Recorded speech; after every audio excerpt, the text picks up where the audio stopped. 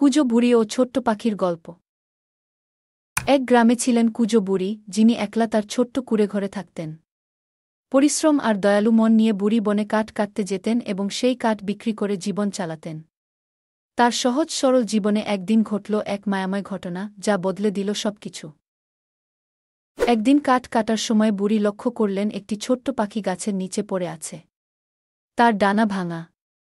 ছোট্ট পাখির ব্যথায় কুঁজো বুড়ির মন কেঁদে উঠল। তিনি ধীরে পাখিটিকে হাতে তুলে বললেন, আমি তোমার যত্ন নেব, তুমি আবার উড়তে পারবে। বুড়ি পাখিটিকে নিজের ঘরে নিয়ে এলেন, তার ডানায় মলম লাগালেন, ছোট্ট একটি খাঁচায় রাখলেন আর প্রতিদিন ভালোবাসায় তাকে যত্ন করলেন। ধীরে ধীরে পাখিটি সুস্থ হতে লাগল। এই ঘটনাগুলো বুড়ির একাকী জীবনে আনন্দের এক নতুন অধ্যায় নিয়ে এল। কিছুদিন পর পাখিটি পুরোপুরি সুস্থ হয়ে গেল। উড়ে যাওয়ার আগে পাখিটি বুড়ির গায়ের চারপাশে নেচে কৃতজ্ঞতা জানাল। পরে সে আকাশ থেকে স্বর্ণফল নিয়ে বুড়িকে উপহার দিল। বুড়ির জীবন পূর্ণ হল আনন্দ আর আশীর্বাদে। এই গল্পটি বলছে, মানবতার ছোট কাজও কত বড় পুরস্কার এনে দিতে পারে।